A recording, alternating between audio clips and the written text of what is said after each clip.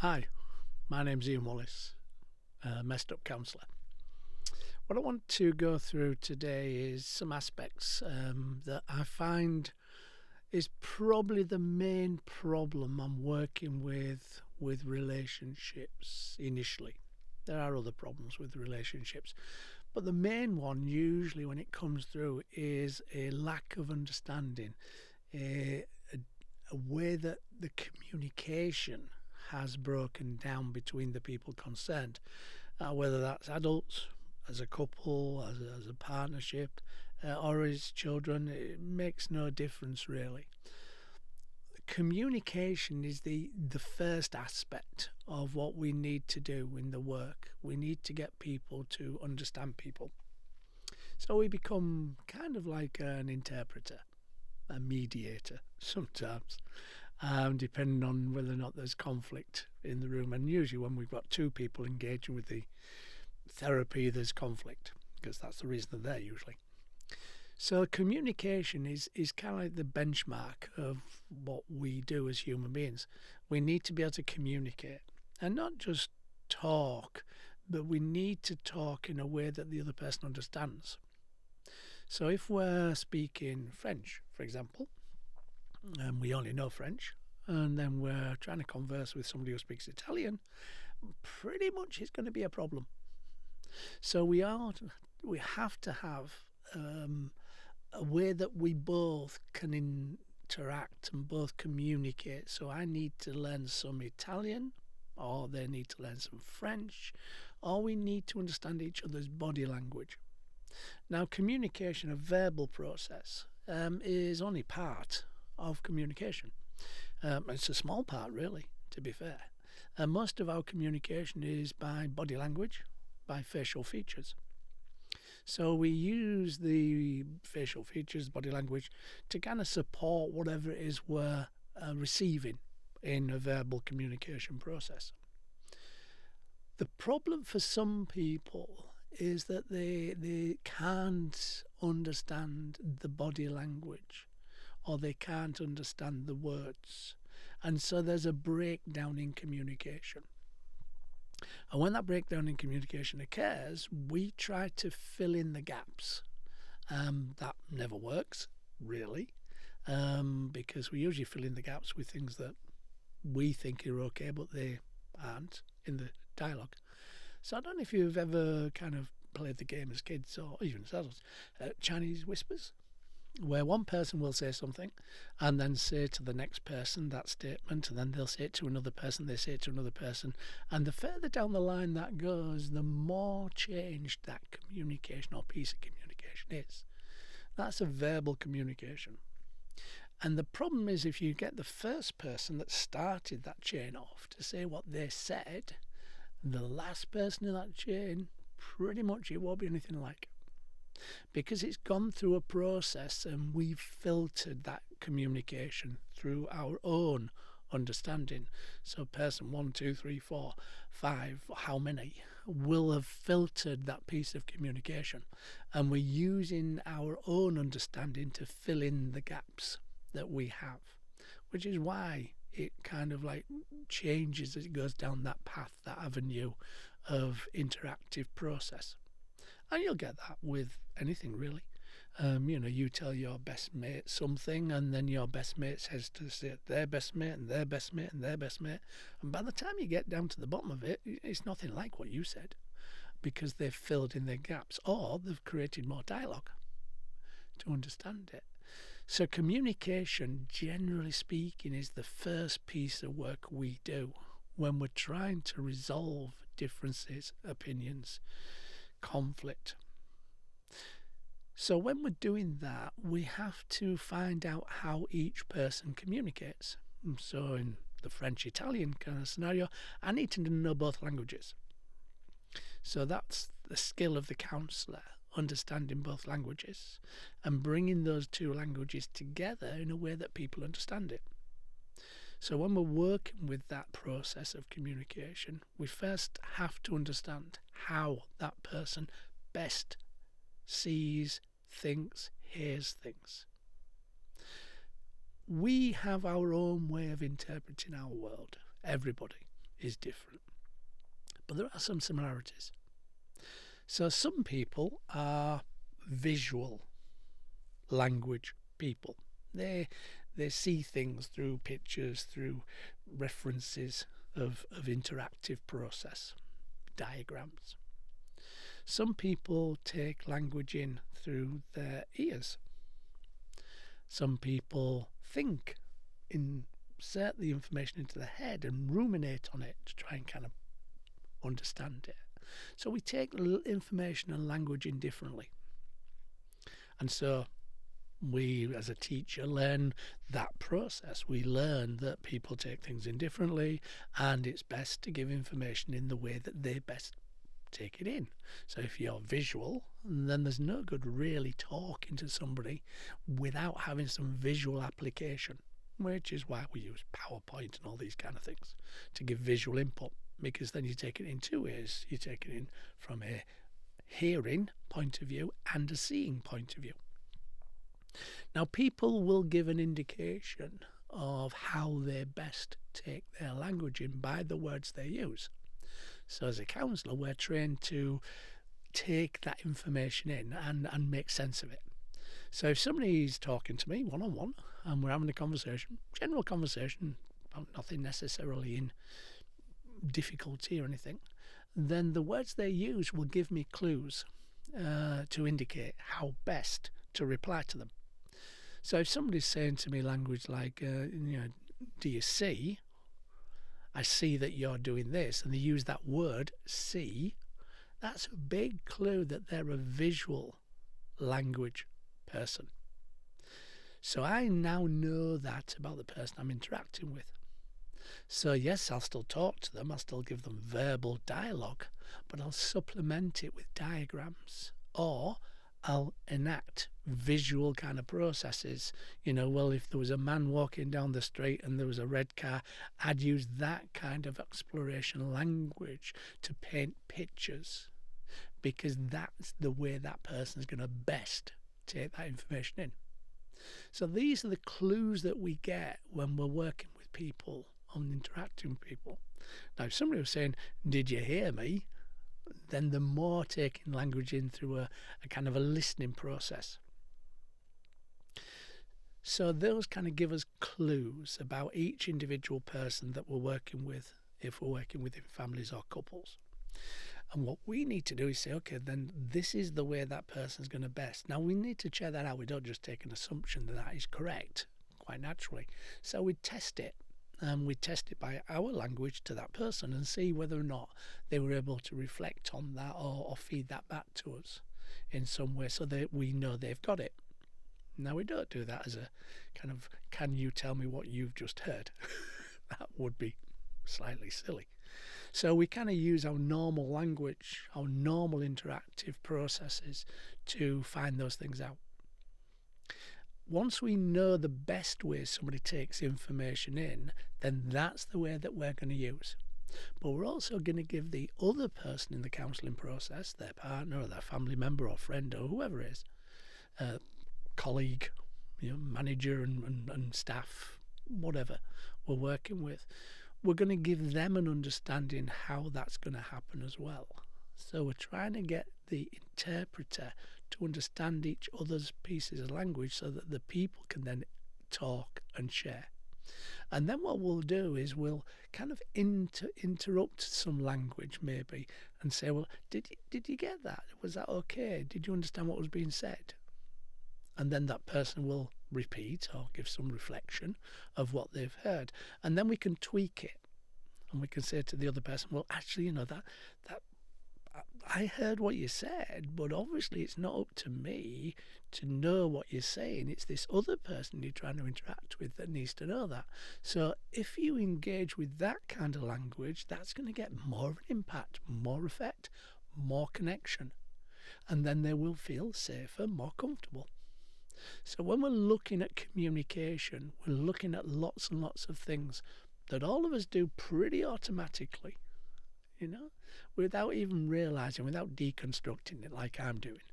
We kind of do that. Now, if our world's okay and we're feeling safe, secure, connected, pretty much we'll probably fill in the blanks that we have with something similar.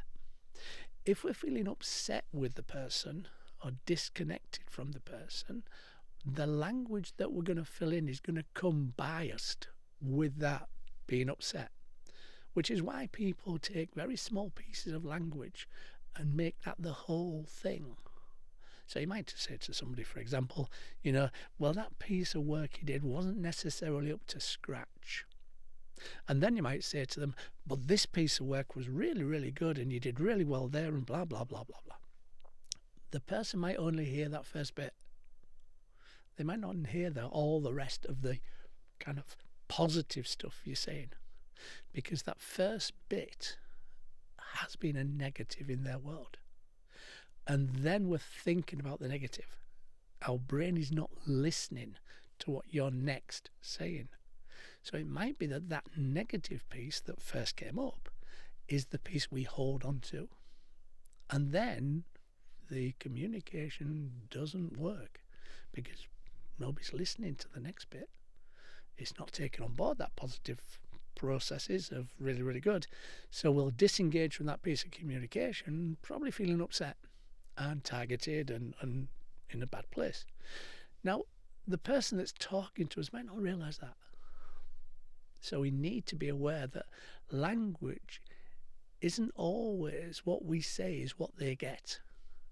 We need to have some aspect of reflection, some aspect of interactive process that says, yeah, I get it. I understand where you're at. I understand what's going on. That takes an awful long time sometimes. So it can go wrong pretty quickly. And to get it right can take a long time, as I've said. If we're working with communication and we're doing the interpreter bit in the room, there's no point in just us being the interpreter. We have to learn each other and the way forward with that language. We have to learn each person to understand the other person and to be able to get more of that language, get an understanding. Now, when people are in the room with me, and maybe a couple or two family members or friends, two people, sometimes what people do is their body language, their facial features are not congruent, not in tune with the words that's been spoken. And that's maybe because of nervousness. So you'll get people who really are saying fairly tragic things, but they may smile or laugh. I don't know if you've ever had that. And that's disrespectful for the tragic thing. Those two things do not go together. You're telling me you're painful here, something painful, and yet your facial features is giving me an understanding that it's funny. Well, it isn't funny. I don't get that. And so that process means that the person who is laughing inappropriately, for example, then they're nervous about actually how that will be received. Or previously they've had situations where that information has been given and it hasn't been respected or valued. So they don't know where they are, so they kind of hedge their bets in a sense. They use that facial features to offset their nervousness. And humour and facial features of that kind is not uncommon, to be fair. But the other person doesn't get it. Well, you're telling them this is wrong, but you kind of showing me that actually it's okay. So I don't know where I am. I don't know what's going on. I don't know how I'm going to react to that. So they tend to get very confused. And then they fill in the blanks. And they think, well, okay, it's obviously not as awkward, painful, hard as I thought it was because they're laughing. So I won't take it and respect it.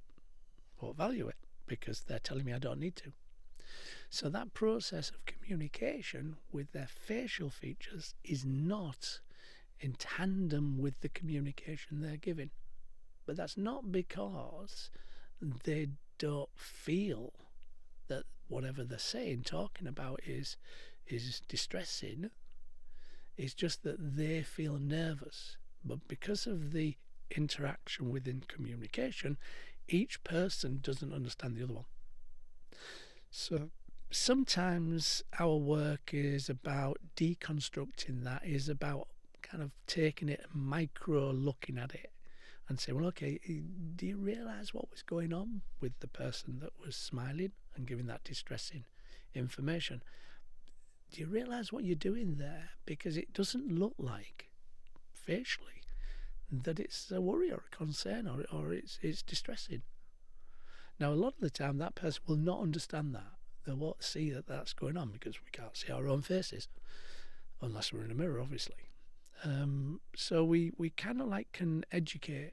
We can give them an understanding that that's happening. We can give the other person understanding that that might be because of nervousness and anxiety or a feeling of being judged. So each person can find a different language that they can both converse with. And that will make helping them understand each other a lot better. We use items to explore our feelings and emotions. That may sound a bit peculiar, but it isn't. It's what human beings do. So if we're upset with something, we'll concentrate on an item. A pen, sock on the floor, jug on the draining board, whatever. We'll start venting our anger out on that particular item. The person we're trying to engage with won't understand that. They'll just say, well, you're telling me off about a sock on the floor. The problem with that process is that we need to look at why that is happening, which I've said in a previous podcast, the what and why process. If we engage with trying to understand what's behind things, what's behind the laughing face, what's behind the cup, what's behind the sock, then we're more likely to be able to understand it. So when we use communication, we sometimes confuse people with our communication because we're keeping ourselves safe, sometimes emotionally, mentally. And we don't know we're necessarily doing this. It's a subconscious process. Most words are given before we even realise we've done it, to be fair. So we need to have that element of communication, that element of connection, that both people get to understand each other. Both people can recreate a new language that actually makes more sense, connects better, is understood better. When we're doing that with people that we have no emotional connection to, then pretty much it doesn't really matter.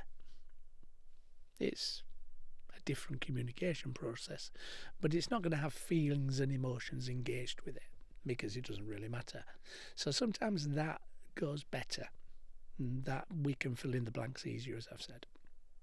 But when there's an emotional connection between the two parties, or there's some kind of emotional interpretation going on for whatever reason, that becomes a lot harder to do.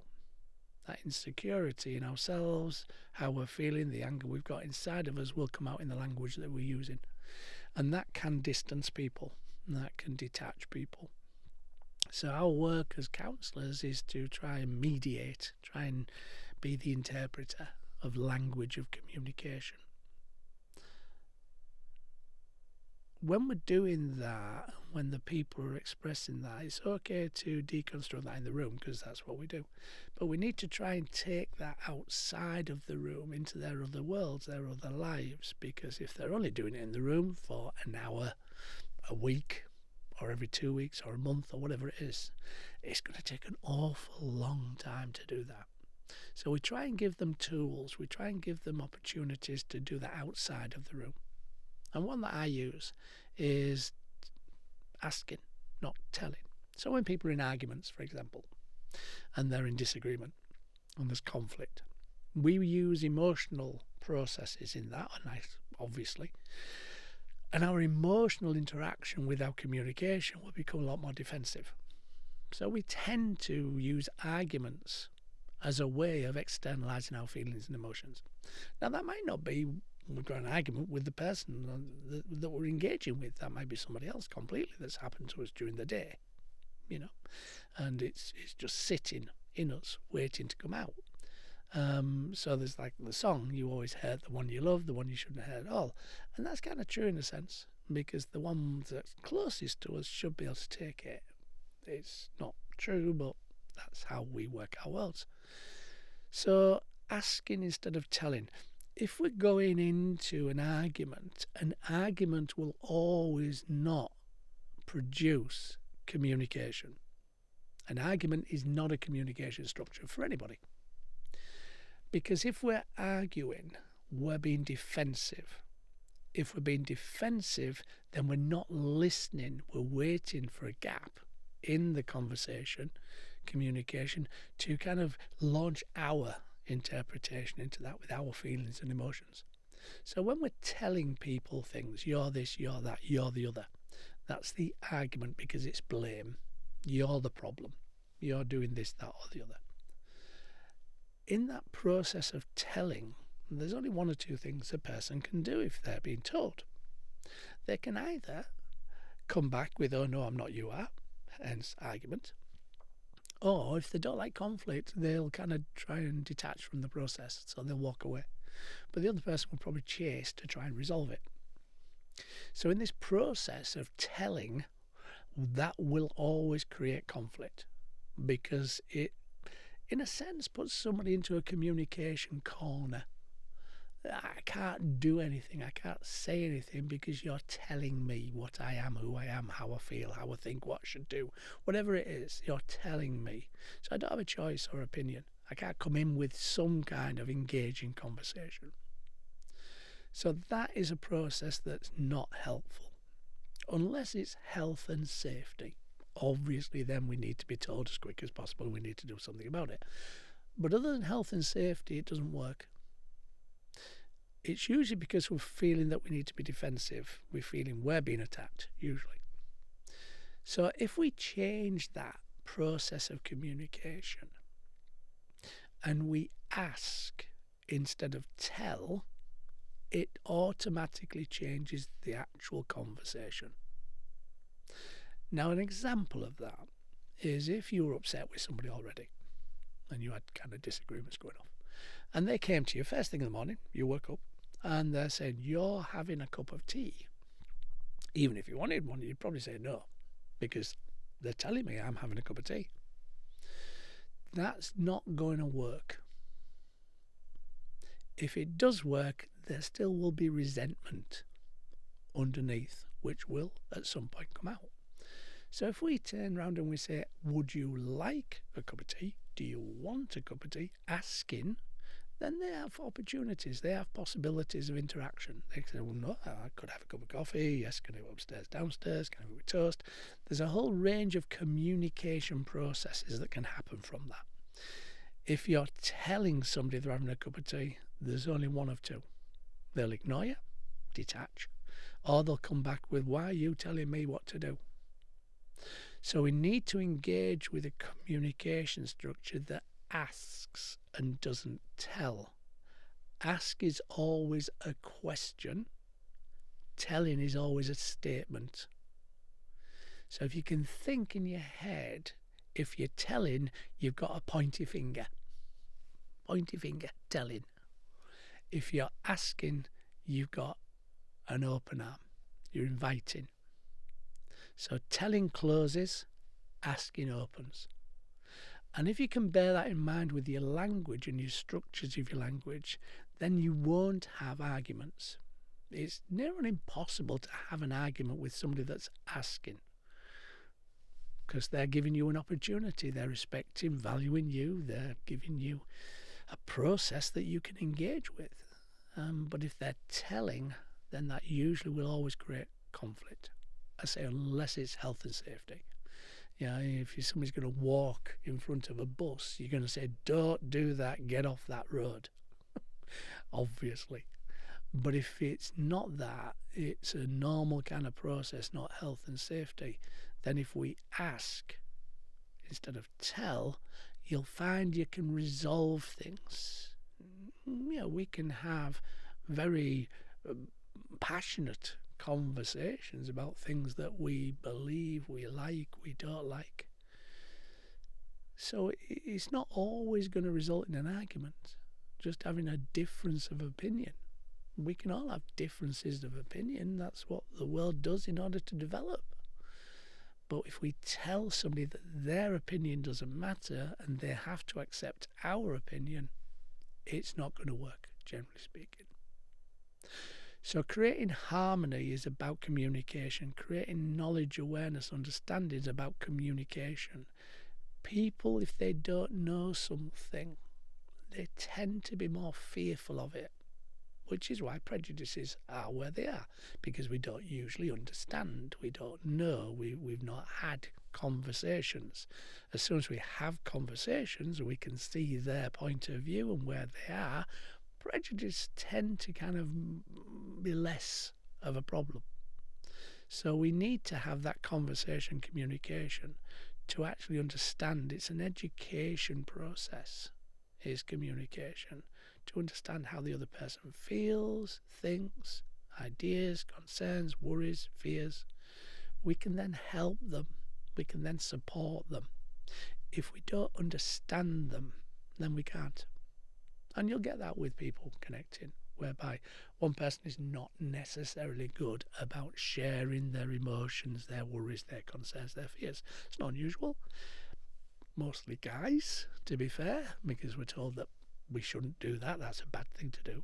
We shouldn't show people our weaknesses or our worries or our concerns. We should fix it. Big boys don't cry in my day, and all that kind of stuff. So when we're engaging with people, if we're trying to understand them, then we have to share ours. The problem is if one person doesn't say how they're feeling, where they are, and the other person's asking how they're feeling, where they are, the person that's asking, if they don't get input, then they're automatically going to think they're the problem. If we give input, we help to give them an understanding of how they can support us. If we don't give input, then they will then take it upon themselves to try to work out what's going on. First thing we always do as human beings, if we don't understand, we say we must be the problem, generally speaking. So in that process of having input, both people understanding each other, we don't have to try and make it up. We don't have to try and fill in the gaps. We know where we are. We can offer that support, you know.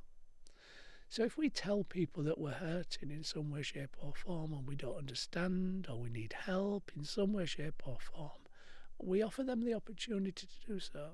We offer them the opportunity to help us, support us, understand us. More likely it's going to engage, more likely it's going to connect, more likely it's going to make both people feel more comfortable. So if you don't like talking, which a lot of people don't, if you don't like sharing your vulnerabilities, which a lot of people don't, it's not necessarily going to help. You need to share those things in order to allow the other person to see if they can support you. If they love you, if they care about you, generally speaking, they're going to come and do that for you. But they can't do that unless you tell them.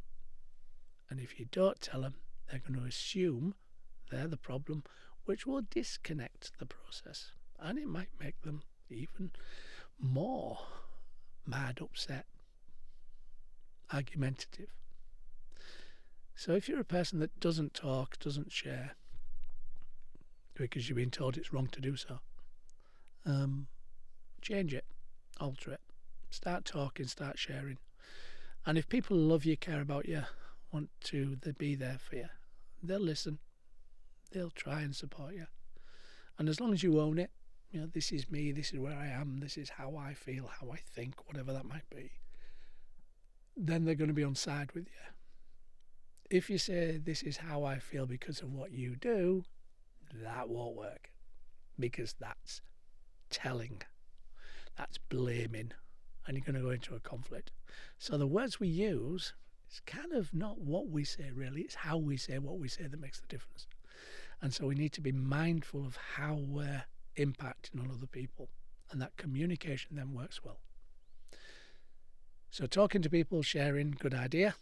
As long as you trust the people, as long as that person will be there for you, they won't use it against you.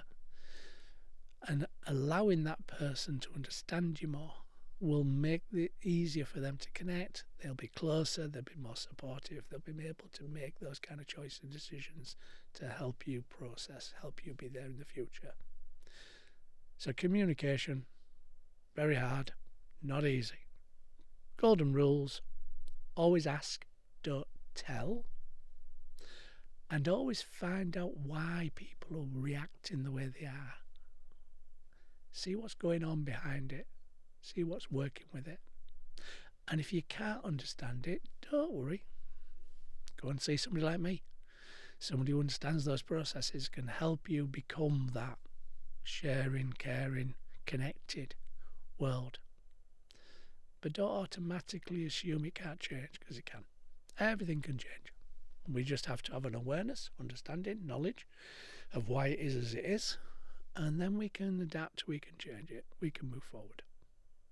Communication is a two-way street. It's not a one-way street. It has to be a two-way street. If you're communicating in a one-way street, you're telling, you are not communicating. Sorry. It just ain't working. People might be sat there, might be listening to you, but they're not taking it in. They've switched off. And their facial features will show that. They'll be blank. They won't be engaging. They're probably in another place, thinking about their work, their life, their hobbies, whatever it is. So those are the golden rules of communication. It has to be a two-way street.